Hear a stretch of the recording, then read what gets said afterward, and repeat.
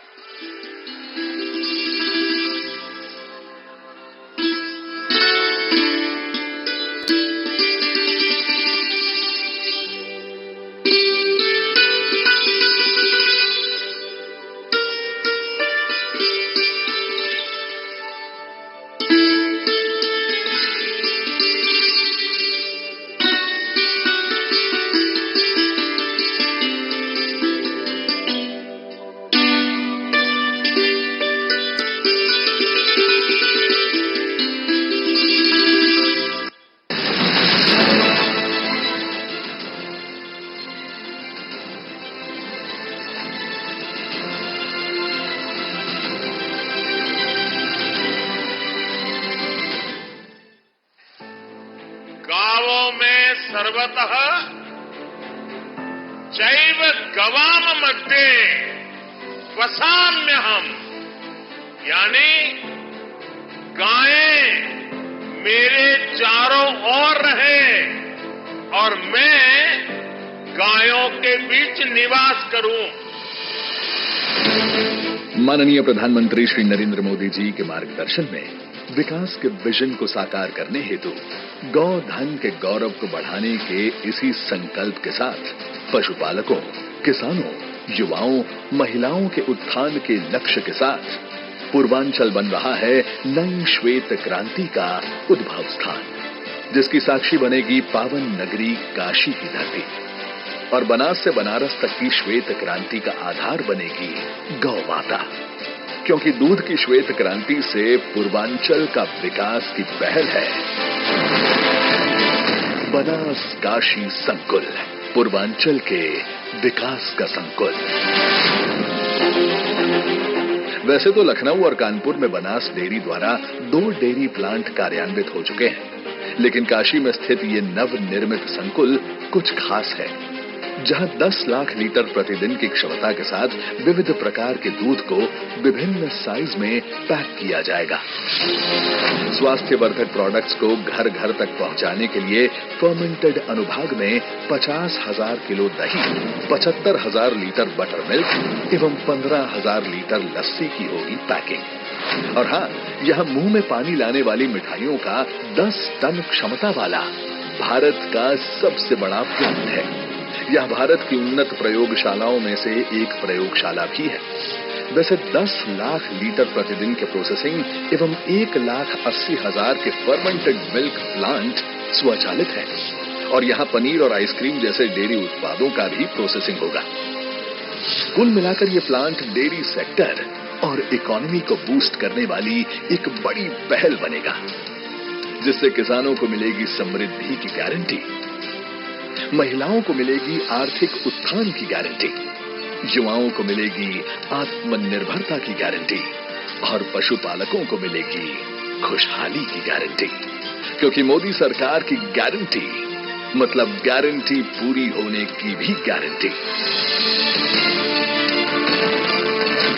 जिसकी नींव बनेगा बनास काशी संकुल, पूर्वांचल के विकास का संकुल। माननीय प्रधानमंत्री श्री नरेंद्र मोदी जी की संकल्पना और मार्गदर्शन से काशी में विकास की जो अविरल धारा प्रवाहित हो रही है, उसमें आज लगभग 11,000 करोड़ से अधिक की 23 परियोजनाओं के लोकार्पण और लगभग 2,200 करोड़ की 12 परियोजनाओं के शिलान्यास की कड़ियां जुड़ने जा रही हैं, जिनका लक्ष्य एक ही है, वाराणसी का सर्वांगीण विकास। सीर गोवर्धन स्थित संत रविदास की जन्मस्थली में लगभग 35 करोड़ की लागत से प्रमुख मार्गों का चौड़ीकरण, लंगर हॉल एवं पार्क की बाउंड्री का निर्माण तथा संत शिरोमणि रविदास जी की 25 फीट ऊंची एक भव्य प्रतिमा का लोकार्पण किया गया है, जिससे काशी की सामाजिक समरसता और समृद्ध होगी। लगभग 2150 करोड़ रुपए की लागत से राष्ट्रीय राजमार्ग 19 के 6 लेन चौड़ीकरण का कार्य और कुल लगभग 7400 करोड़ रुपए की लागत से राष्ट्रीय राजमार्ग 233, राष्ट्रीय राजमार्ग 56 और राष्ट्रीय राजमार्ग 35 के 4 लेन चौड़ीकरण के कार्य के साथ साथ लगभग 35 करोड़ की लागत से बाबतपुर रेलवे स्टेशन के समीप रेल ओवरब्रिज का लोकार्पण किया जा रहा है। विश्व प्रसिद्ध गंगा घाटों पर 4 कम्युनिटी जेटी और स्नानार्थियों की सुविधा हेतु चेंजिंग रूम के साथ बने 7 फ्लोटिंग जेटी भी लोकार्पित किए जा रहे हैं। खेलकूद के क्षेत्र में लगभग 100 करोड़ की लागत से सिगरा स्टेडियम में विभिन्न आधुनिक इंफ्रास्ट्रक्चर के निर्माण कार्य और कैंट वाराणसी में 5 करोड़ की लागत से शूटिंग रेंज का निर्माण किया गया है।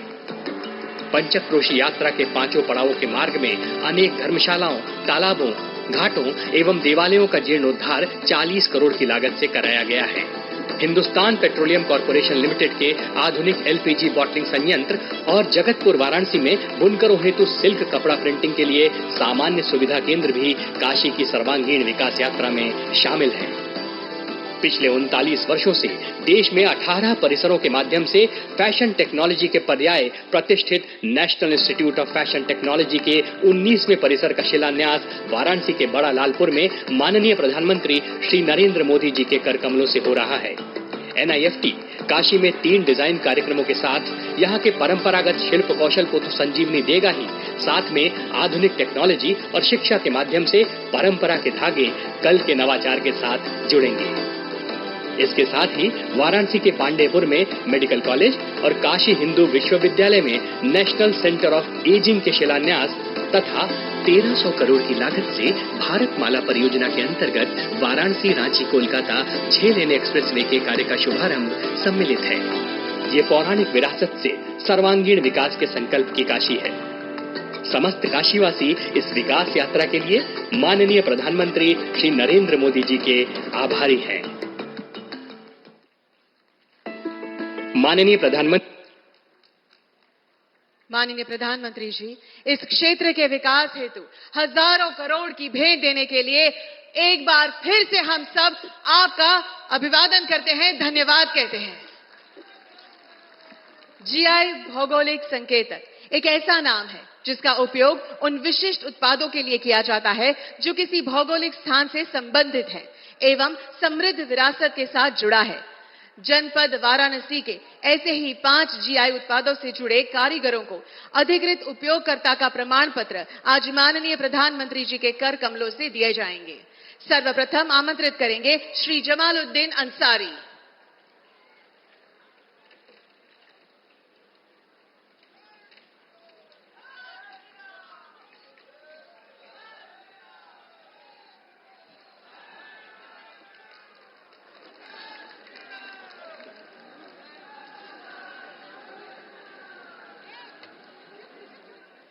श्री श्रीकांत मिश्रा।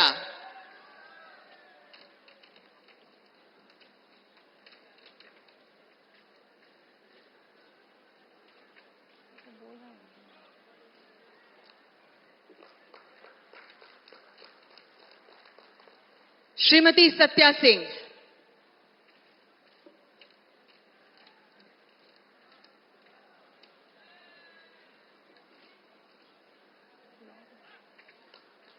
श्रीमती अमृता सिंह।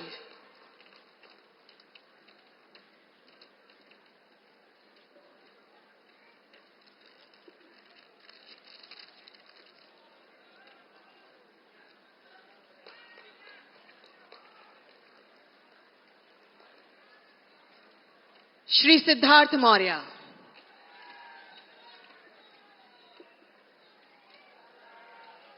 आइए तालियों के साथ इन सभी को हम अनेक शुभकामनाएं दें।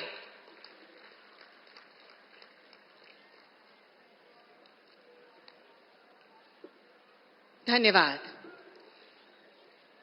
जिन्होंने अपनी प्रतिबद्धता एवं अथक प्रयासों से देश और नागरिकों के विकास के लिए सदैव कार्यरत रहे हैं, उनके सशक्त नेतृत्व से देश नई ऊर्जा एवं शक्ति से अभिभूत हो रहा है।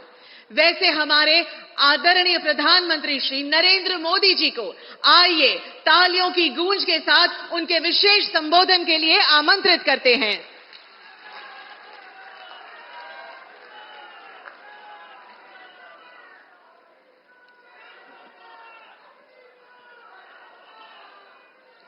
हर हर महादेव। मंच पर विराजमान उत्तर प्रदेश सरकार के मुख्यमंत्री श्रीमान योगी आदित्यनाथ जी, केंद्रीय मंत्रिमंडल के मेरे सहयोगी महेंद्र नाथ पांडे जी, उप मुख्यमंत्री श्रीमान ब्रजेश पाठक जी, बनास डेयरी के चेयरमैन शंकर भाई चौधरी, भारतीय जनता पार्टी के प्रदेश अध्यक्ष श्रीमान भूपेंद्र चौधरी जी, राज्य के अन्य मंत्रीगण, जनप्रतिनिधिगण और काशी के मेरे परिवार से आए भाई और बहनों, काशी के धरती पर आज एक बार फिर आप लोगन के बीच आवे का मौका मिलल है। जब तक बनारस नहीं आई तब तक हमार मन नहीं मानेला।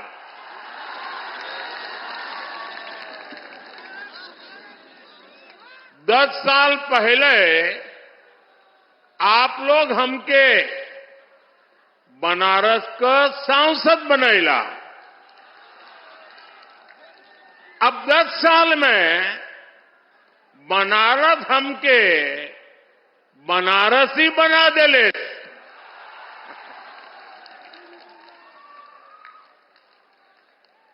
भाई और बहनों, आप सभी इतनी बड़ी संख्या में आए हैं, हमें आशीर्वाद दे रहे हैं। ये दृश्य हमें गदगद कर देता है। आप लोगों के परिश्रम से आज काशी को नित्य नूतन बनाने का अभियान लगातार जारी है। आज भी यहां 13,000 करोड़ रुपए से अधिक की विकास परियोजनाओं का शिलान्यास और लोकार्पण किया गया है। ये प्रोजेक्ट काशी के साथ साथ पूर्वांचल के, पूर्वी भारत के विकास को गति देंगे। इसमें रेल, रोड, एयरपोर्ट से जुड़े प्रोजेक्ट हैं। इसमें पशुपालन, उद्योग, स्पोर्ट्स, कौशल विकास, इससे जुड़े कई प्रोजेक्ट हैं। इसमें स्वास्थ्य, स्वच्छता, आध्यात्म, पर्यटन, एलपीजी गैस, अनेक क्षेत्रों से जुड़े अनेक विध काम है। इससे बनारस समेत पूरे पूर्वांचल के लिए नौकरी के बहुत सारे नए अवसर बनेंगे। आज संत रविदास जी की जन्मस्थली से जुड़े अनेक प्रोजेक्ट्स का भी यहां से लोकार्पण हुआ है। मैं इन सारी परियोजनाओं के लिए आप सभी को बहुत बहुत बधाई देता हूं। साथियों, काशी और पूर्वांचल में कुछ भी अच्छा होता है तो मुझे आनंद होना बहुत स्वाभाविक है। आज बड़ी संख्या में मेरे नौजवान साथी भी आए हैं। कल रात को मैं सड़क के रास्ते बाबतपुर से बीएलडब्ल्यू गेस्ट हाउस आया हूं। कुछ महीने पहले जब मैं बनारस आया था तो फुलवरिया फ्लाईओवर का लोकार्पण करके गया था। बनारस में ये फ्लाईओवर कितना बड़ा वरदान बना है ये साफ दिखाई देता है। पहले अगर किसी को बीएलडब्ल्यू से बाबतपुर जाना होता था तो लगभग 2-3 घंटा पहले घर से निकल जाते थे। पहले मंडुवाड़ी पर जाम, फिर महमूरगंज पर जाम, कैंट पर जाम, चौका घाट पर जाम, नदेसर पर जाम, यानी जितना समय फ्लाइट से दिल्ली जाने में नहीं लगता था उससे ज्यादा फ्लाइट पकड़ने में लग जाता था। लेकिन एक फ्लाईओवर ने ये समय आधा कर दिया है। और कल रात को मैं खास वहां जाकर के हर चीज को देख के आया हूं, उसकी व्यवस्था को समझ करके आया हूं। पैदल चल करके जाकर के रात देर गया था। ऐसे ही बीते 10 साल में बनारस के विकास की स्पीड भी कई गुना बढ़ी है। अभी थोड़ी देर पहले यहां सीगरा स्टेडियम के पहले चरण के काम का लोकार्पण भी किया गया है। बनारस के युवा खिलाड़ियों के लिए आधुनिक शूटिंग रेंज का भी लोकार्पण किया गया है। इनसे बनारस और इस क्षेत्र के युवा खिलाड़ियों को बहुत मदद मिलेगी। साथियों, यहां आने से पहले मैं बनास डेयरी के प्लांट में गया था। वहां मेरी अनेक पशुपालक बहनों से बातचीत करने का मुझे मौका मिला। किसान परिवारों की इन बहनों को 2-3 साल पहले हमने स्वदेशी नस्ल की गिर गाय दी थी। मकसद ये था कि पूर्वांचल में बेहतर नस्ली स्वदेशी गायों को लेकर जानकारी और बढ़े, किसान को, पशुपालकों को इससे फायदा हो। मुझे बताया गया है कि आज यहां गिर गायों की संख्या लगभग 350 के करीब तक पहुंच चुकी है। संवाद के दौरान हमारी बहनों ने मुझे ये भी बताया कि पहले जहां सामान्य गाय से 5 लीटर दूध मिलता था, अब गिर गाय 15 लीटर तक दूध देती है। मुझे ये भी बताया गया एक परिवार में तो ऐसा संभाला है कि एक गाय तो 20 लीटर तक दूध देने लग गई है। इससे इन बहनों को हर महीने हजारों रुपयों की अतिरिक्त कमाई हो रही है। इसके कारण हमारी ये बहनें वे भी लखपति दीदी भी बन रही है। और ये स्वयं सहायता समूह से जुड़ी देश की 10 करोड़ बहनों के लिए बहुत बड़ी प्रेरणा है। साथियों, बनास डेयरी प्लांट का शिलान्यास मैंने 2 वर्ष पहले किया था। तब मैंने वाराणसी सहित पूर्वांचल के तमाम पशुपालकों को, गोपालकों को इस प्रोजेक्ट को तेजी से पूरा करने की गारंटी दी थी। आज मोदी की गारंटी आपके सामने है।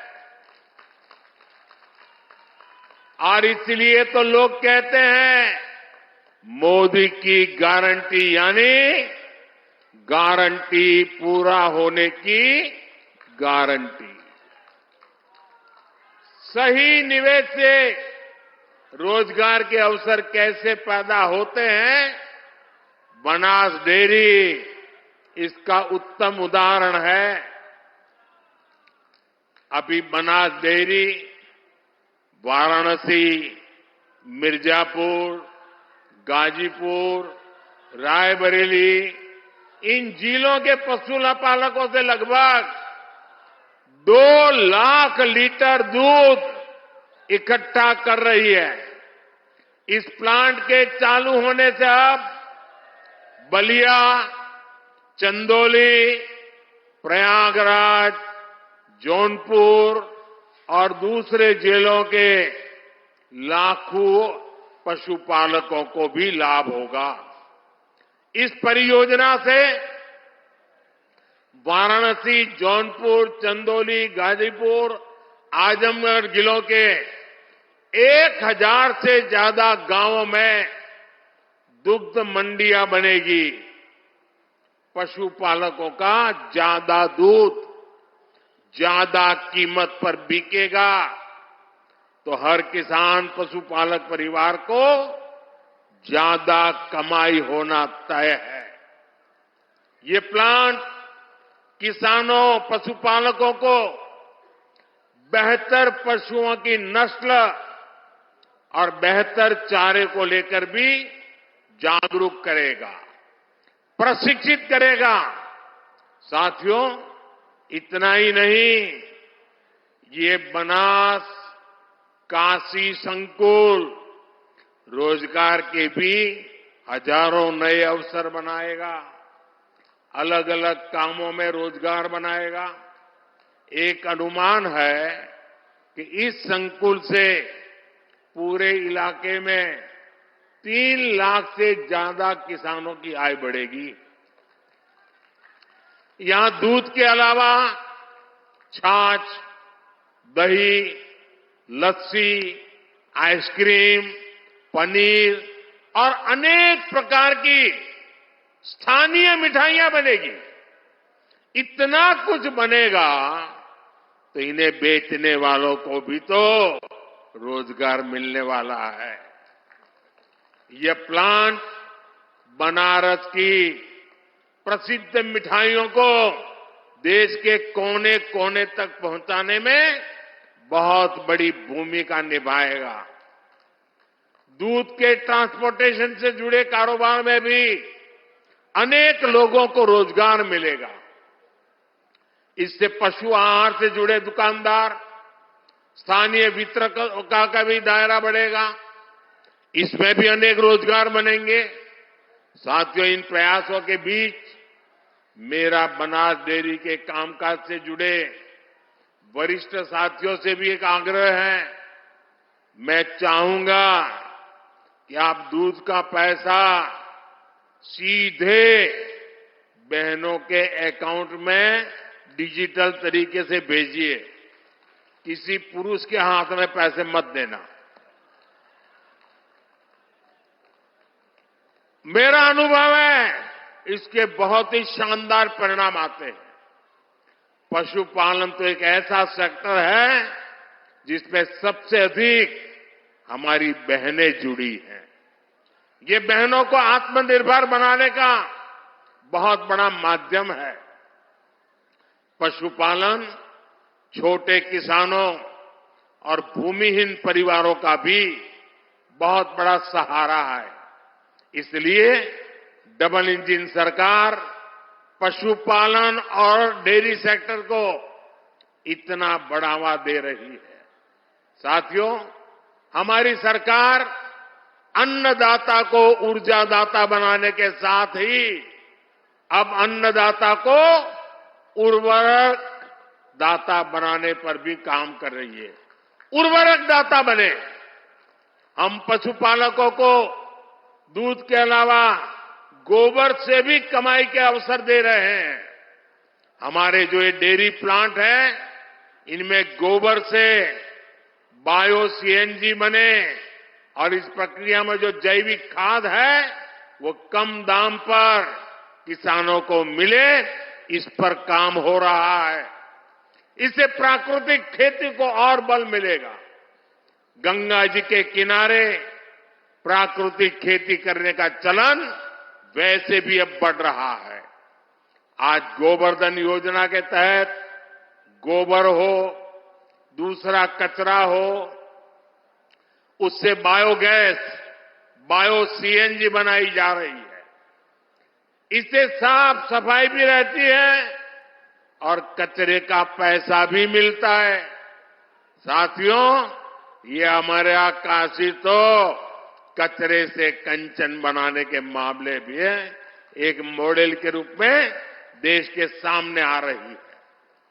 आज ऐसे एक और प्लांट का लोकार्पण यहां हुआ है। ये प्लांट प्रतिदिन शहर से निकलने वाले 600 टन कचरे को 200 टन चारकोल में बदलेगा। सोचिए, यही कचरा अगर कहीं किसी मैदान में फेंकते रहते तो कूड़े का कितना बड़ा पहाड़ बन जाता। काशी में सीवेज की व्यवस्था को बेहतर बनाने के लिए अनेक काम हुए हैं। साथियों, किसान और पशुपालक हमेशा से भाजपा सरकार की सबसे बड़ी प्राथमिकता रहे हैं। 2 दिन पहले ही सरकार ने गन्ने के न्यूनतम मूल्य को बढ़ाकर 340 रुपये प्रति क्विंटल कर दिया है। पशुपालकों के हित को ध्यान में रखते हुए पशुधन बीमा कार्यक्रम को भी और आसान किया गया है। आप पूर्वांचल का उस समय याद करा, गन्ना के भुगतान के लिए पहले वाला सरकार कितना मिन्नत करवाते रहे, लेकिन अब ये भाजपा की सरकार है। किसानों के बकाये का भुगतान तो हो ही रहा है, फसलों के दाम भी बढ़ाए जा रहे हैं। भाइयों और बहनों, विकसित भारत का निर्माण आत्मनिर्भर भारत के बल पर होगा। अपनी जरूरत का हर सामान बाहर से आयात करने से विकसित भारत नहीं बन सकता। पहले की सरकार और हमारी सरकार की सोच में यही बड़ा अंतर है। आत्मनिर्भर भारत तभी होगा जब देश की हर छोटी छोटी शक्ति को जगाया जाए, जब छोटे किसानों, पशुपालकों, कारीगरों, शिल्पकारों, लघु उद्यमियों को मदद दी जाए। इसलिए मैं लोकल के लिए वोकल रहता ही हूं, और मैं जब वोकल फॉर लोकल कहता हूं तो ये उन बुनकरों, उन छोटे उद्यमियों का प्रचार है जो लाखों रुपए खर्च करके अखबारों और टीवी पर विज्ञापन नहीं दे सकते। स्थानीय उत्पाद बनाने वाले ऐसे हर साथी का प्रचार मोदी खुद करता है। देश के हर छोटे किसान, हर छोटे उद्यमी का एम्बेसडर आज मोदी है।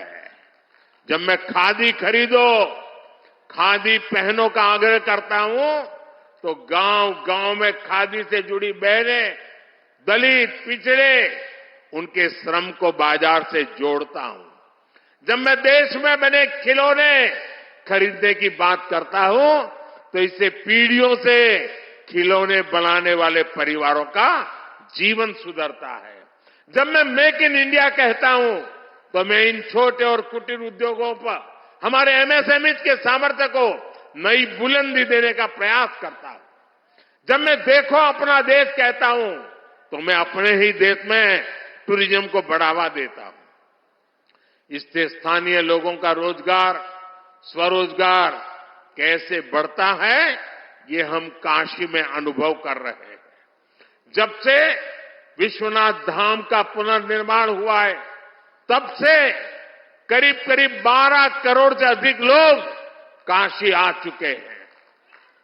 इससे यहां के दुकानदार, ढाबे वाले, रेहड़ी ठेले वाले, रिक्शे वाले, फूल वाले, नाव वाले, सबका रोजगार बढ़ा है। आज तो एक और नई शुरुआत हुई है। आज काशी और अयोध्या के लिए छोटे छोटे इलेक्ट्रिक जहाज की योजना शुरू हुई है। इससे काशी और अयोध्या आने वाले श्रद्धालुओं का अनुभव और भी बेहतर होने वाला है। भाइयों और बहनों, दशक के परिवारवाद, भ्रष्टाचार और तुष्टीकरण ने यूपी को विकास में पीछे रखा। पहले की सरकारों ने यूपी को बीमारू राज्य बनाया, यहां के नौजवानों से उनका भविष्य छीना। लेकिन आज जब यूपी बदल रहा है, जब यूपी के नौजवान अपना नया भविष्य लिख रहे हैं, तब ये परिवारवादी क्या कर रहे हैं? मैं तो इनकी बातें सुनकर हैरान हूं। कांग्रेस के शाही परिवार के युवराज का कहना है, और चौंक जाएंगे आप, कांग्रेस के युवराज परिवार ने क्या कहा? वो कह रहे हैं, और काशी की धरती पर आके कह रहे हैं, काशी के नौजवान, यूपी के नौजवान नशेड़ी है। ये कैसी भाषा है भाई? मोदी को गाली देते देते तो इन्होंने 2 दशक बिता लिए, लेकिन अब ईश्वर रूपी जनता जनार्दन पर, यूपी के नौजवानों पर ही ये लोग अपनी फ्रस्ट्रेशन निकाल रहे हैं। जिनके अपने होश ठिकाने नहीं है, वो यूपी के मेरे काशी के बच्चों को नशेड़ी कह रहे हैं। अरे गौर परिवारवादियों, काशी का, यूपी का नौजवान तो विकसित यूपी बनाने में जुटा है। अपना समृद्ध भविष्य लिखने के लिए परिश्रम की पराकाष्ठा कर रहा है। इंडी गठबंधन द्वारा यूपी के नौजवानों का अपमान कोई नहीं भूलेगा। साथियों, गौर परिवारवादियों की यही असलियत होती है। परिवारवादी युवा हमेशा परिवारवादी युवा शक्ति से डरते हैं, युवा टैलेंट से डरते हैं। उनको लगता है कि सामान्य युवा को अवसर मिला तो वो हर जगह चुनौती देगा। इनको वही लोग पसंद आते हैं जो उनकी दिन रात जय जयकार करते रहें। आजकल तो इनके गुस्से का, इनकी बौखलाहट का एक और भी कारण है। इनको काशी और अयोध्या का नया स्वरूप बिल्कुल पसंद नहीं आ रहा। आप देखिए, अपने भाषणों में राम मंदिर को लेकर कैसी कैसी बातें करते हैं, कैसी कैसी बातों से हमले करते हैं। मैं नहीं जानता था कि कांग्रेस को प्रभु श्री राम से इतनी नफरत है। भाइयों और बहनों, ये अपने परिवार और अपने वोट बैंक से बाहर देख ही नहीं सकते, सोच ही नहीं सकते। तभी तो हर चुनाव के दौरान साथ आते हैं, और जब परिणाम नील बटा सन्नाटा आता है तो ये एक दूसरे को गाली देते हुए अलग हो जाते हैं। लेकिन ये लोग जानते नहीं, ये बनारस हो, यहां सब गुरु हो। यहां इंडी गठबंधन के पैंतरा ना चली। बनारस नहीं, पूरे यूपी के पता हो, माल वही है, पैकिंग नहीं है।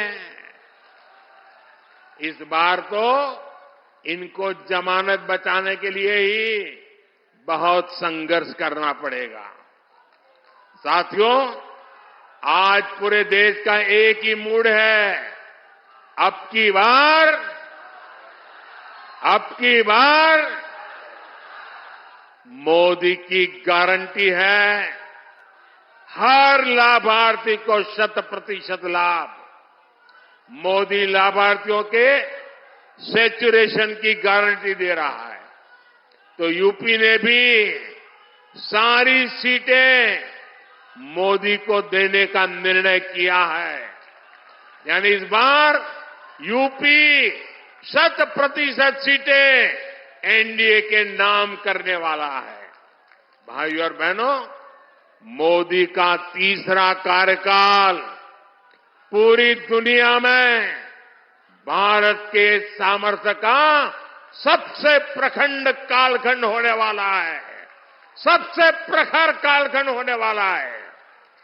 इसमें भारत का आर्थिक, सामाजिक, सांस्कृतिक हर क्षेत्र नई बुलंदी पर होगा।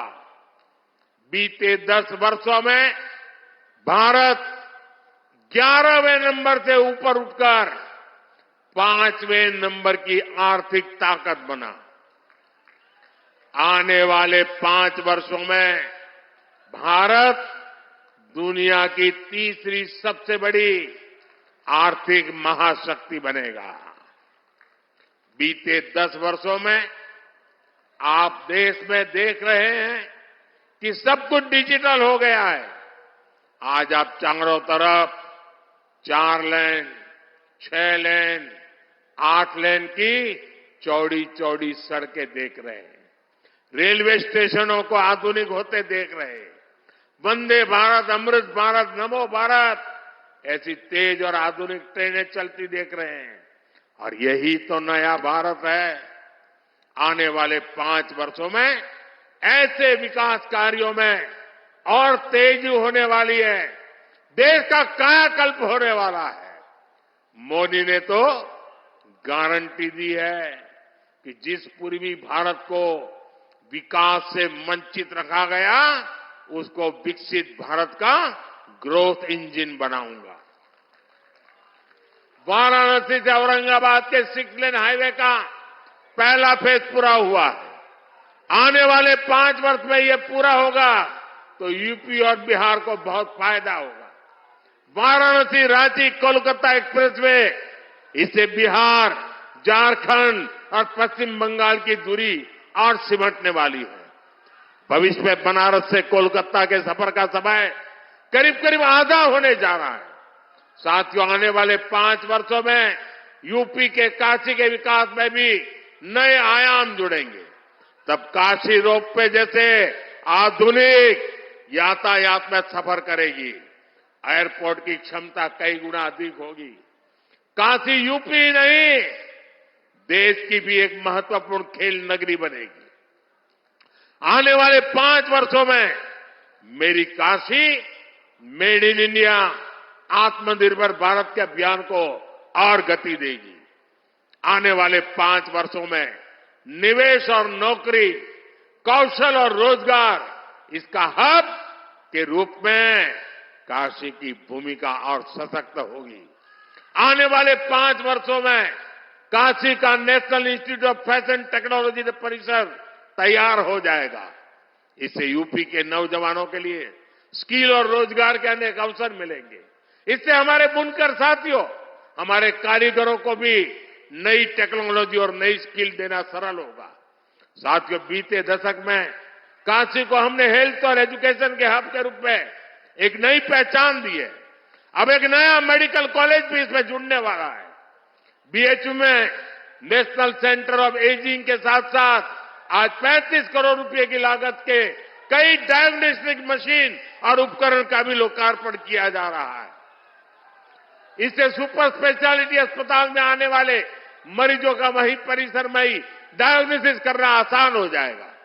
काशी में अस्पतालों से निकल बायो कचरे को निपटाने के लिए नई सुविधा भी जल्द तैयार होने वाली है। साथियों, काशी के, यूपी के, देश के तेज विकास को अब थमने नहीं देना है। हर काशीवासी को अब जुट जाना है। मोदी की गारंटी पर अगर देश और दुनिया को इतना भरोसा है तो इसके पीछे आपका अपनापन और बाबा का आशीर्वाद है। एक बार फिर आप सबको नए प्रोजेक्ट के लिए बहुत बहुत बधाई। मेरे साथ बोलिए, भारत माता की, भारत माता की, भारत माता की। हर हर महादेव।